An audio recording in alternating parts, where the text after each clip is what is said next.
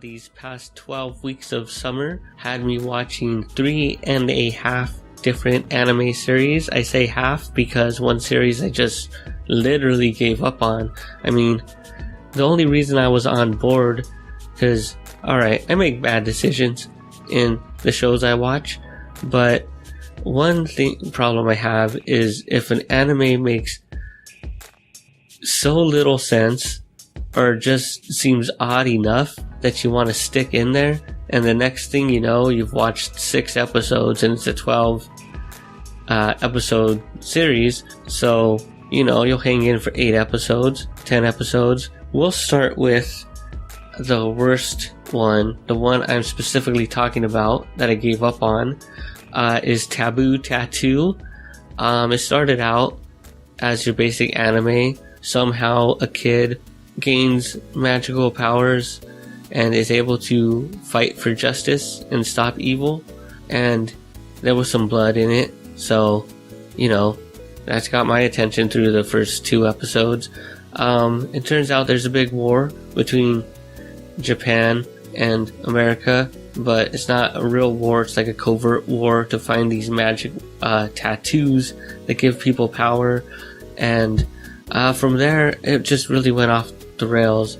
I mean, I watched the first episode, then like the 4th through the 10th, and then I just gave up. I just couldn't, nothing seemed to add up. It was an incredibly violent anime, but it was pathetically violent. The violence was all that this anime had going for it. So yeah, it was violent, but you're kind of just sitting there like, oh, that guy got his arm chopped off. Oh, that person was chopped in half, but they're still alive. Alright.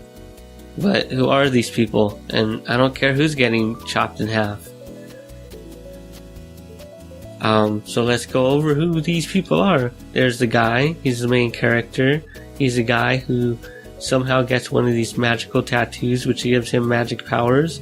And it also turns out that his magic tattoo is the chosen magic tattoo. So not only is he chosen, but he's like the most super chosen guy by virtue of accidentally getting a tattoo like some kind of drunk. And he wasn't even drunk. He's like not even good at doing that. Anyway, then there's the one-armed girl. Well, she spoiler, I guess, because she doesn't start with, well, she starts with both arms, but she loses her arm. Like, whoa, man, I didn't see that coming. She's basically the character that guides the guy into this world of tattoos and government espionage, or whatever the hell is going on, and has to train him to use his tattoo. And then the guy also has a best friend girl, and this girl has been best friends with the guy their entire lives and has always watched out for each other, and which basically means in this anime, not saying this is a thing that friends do, but because this anime is full of nothing but terrible tropes, the girl just constantly nags this guy, and she's supposed to be the voice of reason because nothing in this show makes sense. That means she has to complain about everything, and the one time she does have a good idea, it gets her literally killed.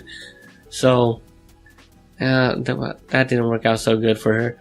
But then it turns out she might actually be alive, but then they just beat the crap out of her anyway. So, and then like I said, I didn't finish watching it because I was absolutely unintrigued at all to find out whether these characters lived or died or succeeded at whatever it is that their goal was.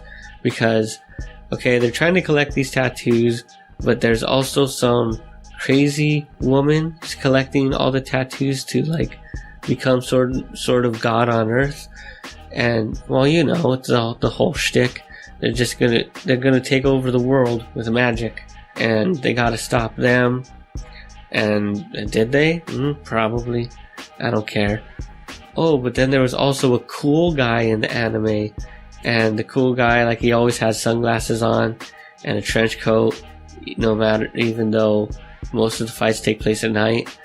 But then it turns out the cool guy gives all his cool guy powers to the main guy. So not only is the main guy the super ultra chosen one, but he also gets to be the new cool guy also.